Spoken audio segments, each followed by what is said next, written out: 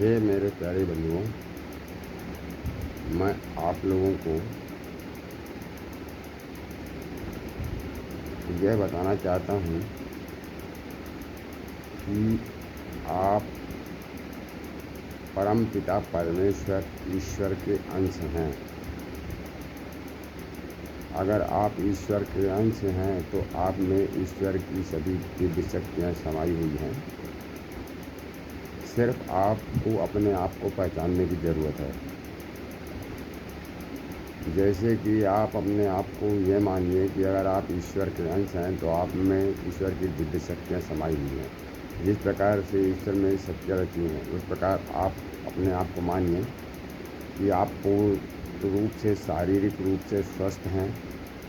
उसी प्रकार से आप सोचिए कि आप बुद्धिमान हैं, आप शक्तिशाली हैं, आप सभी गुणों संपन्न हैं। आप मतलब मेरे कहने का कि ईश्वर जिस प्रकार से संपूर्ण गुणों से, संपूर्ण दिव्य शक्तियों से भरपूर रहते हैं, आप अगर ईश्वर के अंश हैं तो आप में ईश्वर नहीं तो ईश्वर के बहुत कुछ गुण तो हमेशा मौजूद ही रहते हैं। लेकिन मनुष्य क्या करता है कि वह अपने आप को कमज़ोर समझने लगता है, तुच्छ समझता है। वह ये सोचता है कि मेरे पास दिमाग कम है, या मैं शारीरिक रूप से दुर्बल हूँ, मेरे पास धन कम है। ऐसा नहीं है। उसको अपने आप को ईश्वर से जुड़ा हुआ समझना चाहिए। जब ईश्वर का अंश है, ईश्वर से जुड़ा हुआ है, तो ईश्वर की सभी दिव्य शक्तियाँ उसमें समाई हुई हैं। तो जब ईश्वर पूर्ण रूप से स्वस्थ है, जब ईश्वर शक्तिशाली है, जब ईश्वर के पास सब कुछ है, तो आपके पास भी होना चाहिए।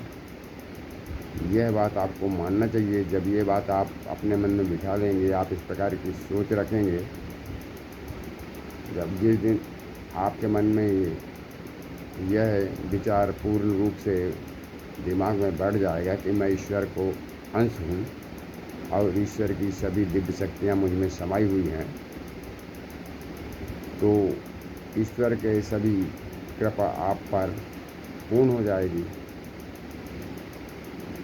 यह मेरा बताने का मतलब था कि आप ईश्वर के अंश हैं तो आपके में ईश्वर के संपूर्ण गुण समाये हुए हैं। सिर्फ अपने आप को आप पहचानिए, अपने आप को आप किसी से कम मत समझिए। जिस प्रकार से आप कोशिश करेंगे, जैसा अपने आप को मानेंगे, वैसा आप बन जाएंगे। उतनी शक्तियाँ आप में आ जाएंगी ईश्वर की। इसलिए आप अपने आप को ईश्वर से जोड़ के रखिए। फिर देखिए आप में कैसे ईश्वरीय गुण नहीं हैं। सभी गुण तो आप में ईश्वरीय हैं, लेकिन आप जो ईश्वर के अच्छे गुण हैं उनको आप अपनाते नहीं हो।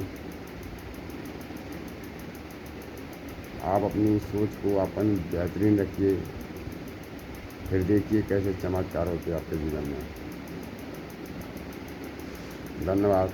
अगर हमारी बात आपके कुछ समझ में आए तो अच्छी बात है।